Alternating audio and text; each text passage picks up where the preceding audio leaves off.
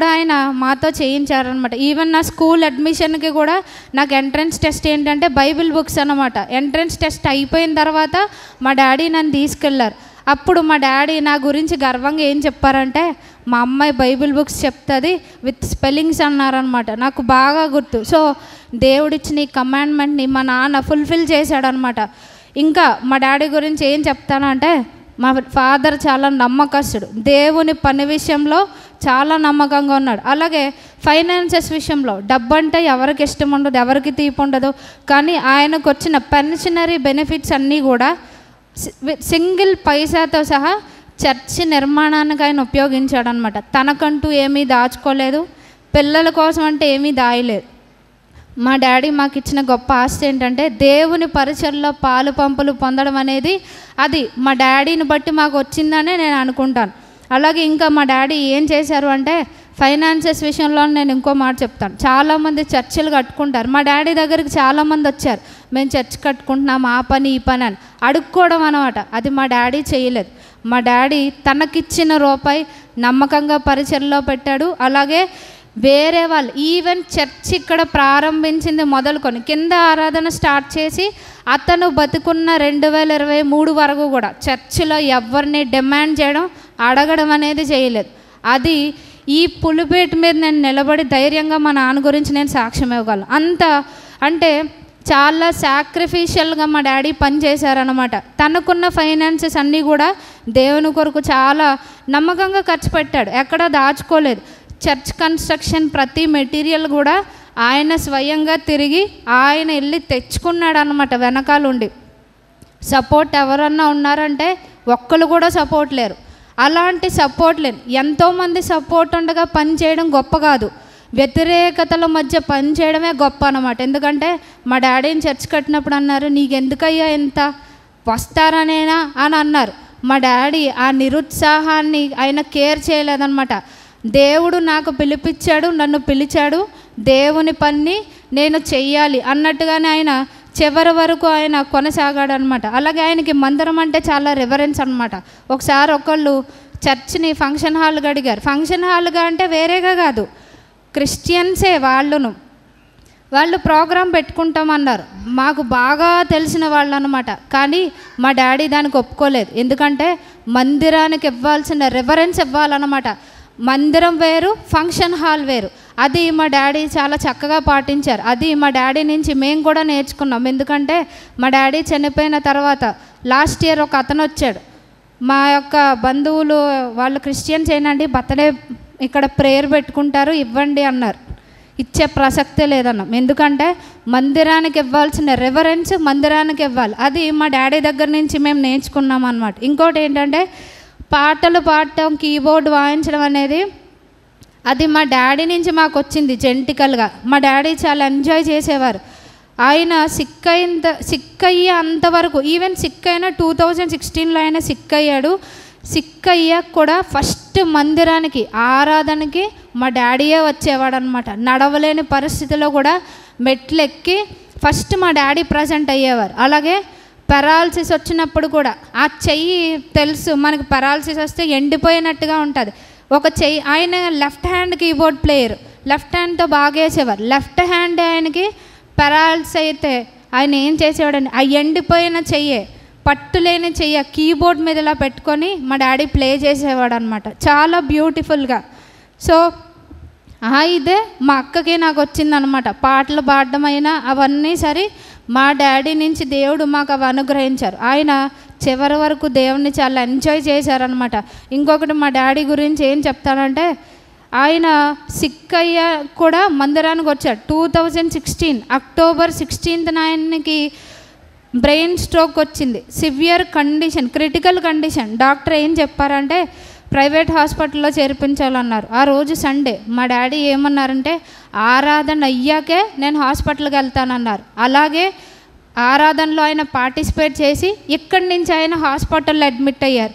తర్వాత అదే week, next week ఏం చేశారు అంటే ఆయనకి బ్రెయిన్లో బ్లడ్ క్లాట్స్ ఉన్నాయి, హ్యామరేజ్ ఉంది. అటువంటి క్రిటికల్ కండిషన్లో కూడా డాక్టర్ని పర్మిషన్ అడిగి మా చర్చ్లో దేవుణ్ణి నేను ఆరాధించుకోవాలి సార్, నాకు పర్మిషన్ ఇవ్వండి అని ఐసీయూ నుంచి ఇక్కడికి వచ్చారనమాట.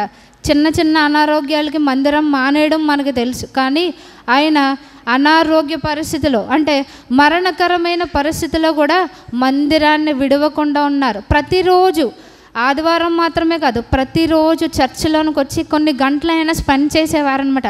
ఇక్కడ బెంచ్ ఉండేది, బెంచ్ మీద కీబోర్డ్ ఉండేది. మోకరించి, నేను తక్కువ మోకరిస్తాను, కానీ మా నాన్న అటువంటి పరిస్థితుల్లో కూడా మోకాళ్ళు వేసి చర్చ్ గురించి, పరిచర్య గురించి, సంఘస్థుల గురించి, కుటుంబం అంతటి గురించి కూడా ప్రార్థించేవారు. సామెతలు 3వ అధ్యాయంలో ఒకటి ఉంటుందన్నమాట, ఒక వచనం ఏంటంటే, నీ ఆస్తిలో భాగమునిచ్చి యెహోవాను గణపరచం. అది మా డాడీ చేశారనమాట. అంటే దేవుడు తనకిచ్చిన కష్టార్జితంలో భాగము దేవునికి ఆయన ఇచ్చారు, అది ఆయన ఫుల్ఫిల్ చేశారనమాట. సో ఆయన చాలా దేవుని పని నమ్మకంగా చేశారు. చివరి వరకు స్టోన్లానే ఉన్నారు. ఈవెన్ ఆయనకి మరణకరమైన పరిస్థితులైనా ఆయన ఎక్కడా కూడా ఆయన భయపడలేదన్నమాట. లాస్ట్ 13 days ఆయనకి మాట లేదు, కానీ ఆయనలో ఆ భయం కానీ బెదురు కానీ ఎక్కడా కనిపించలేదన్నమాట. మేము పాటలు పాడితే ఆయన చప్పట్లు కొట్టేవాడు. అంతగా దేవుణ్ణి ఎంజాయ్ చేశారనమాట. చివరి నిమిషం వరకు కూడా దేవుడు అంత గొప్ప కృపను డాడీకి అనుగ్రహించారు. అందును బట్టి దేవుణ్ణి ఎంతగానో స్తుతిస్తున్నాను అనమాట.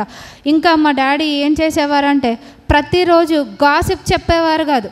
సాధారణంగా ఫ్యామిలీ మెంబర్స్ ఉంటే ఎక్కువ గాసిప్ ఉంటుంది. ఒకరోజు మా డాడీ నన్ను ఒకళ్ళ ఇంటికి తీసుకెళ్లారు.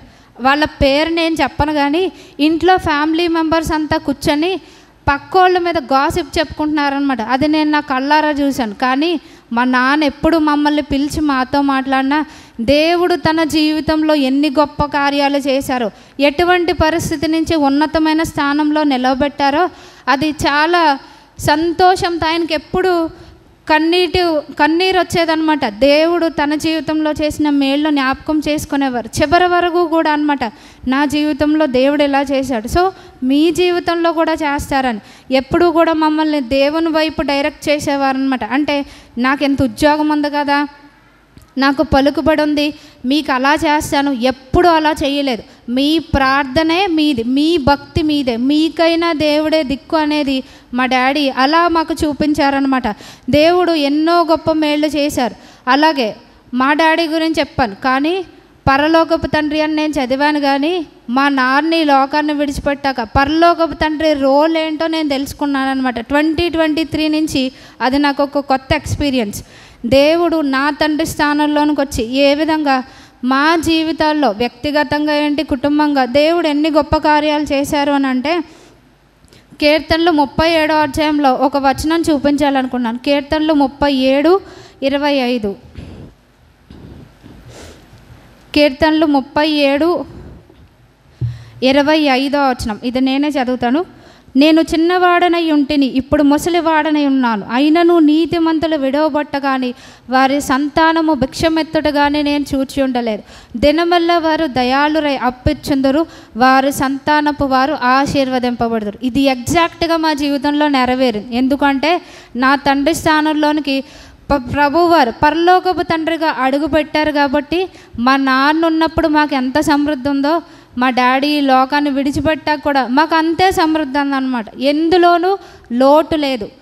దేవుడు అంతగా ఆయన ప్రొవిజన్ అంత గొప్పగా ఉంటుందని మా జీవితంలో మేము చూసాం. మా డాడీ ఏ టైప్ అంటే, పలానా వస్తువు ఇది మాకు ఇష్టము అని మేము తింటాము అని తెలిస్తే ఆయన ఏం చేసేవాడంటే మాకు మొహం మొత్తేదాకా తెచ్చేవాడు. ఇంకా తేకయ్యా బాబు అంతగా ఆయన ప్రేమించేవాడు అనమాట. అంత సమృద్ధి. ఈవెన్ నా పరలోకపు తండ్రి కూడా మమ్మల్ని విడిచిపెట్టలేదు.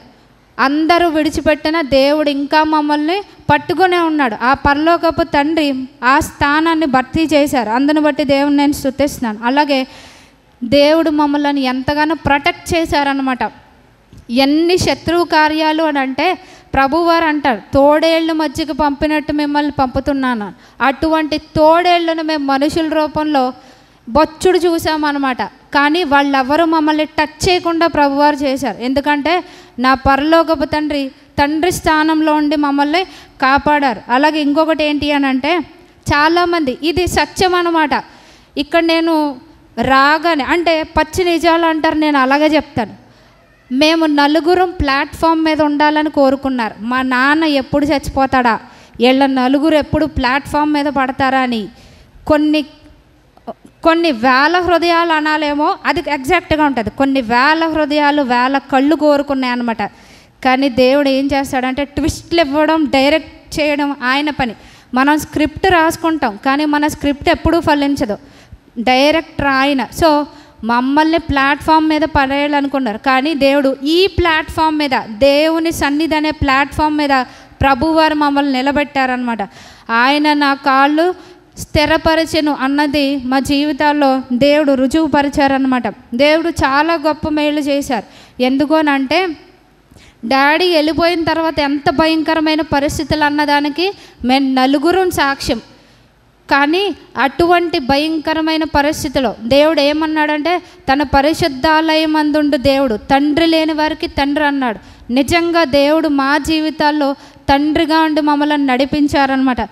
ఈ ప్లేస్లో నేనైనా మేము నలుగురమైనా నిలబడుతున్నామంటే మొట్టమొదటిగా మా పరలోకపు తండ్రి. ఆ తర్వాత ఇంకా చెప్పవలసిన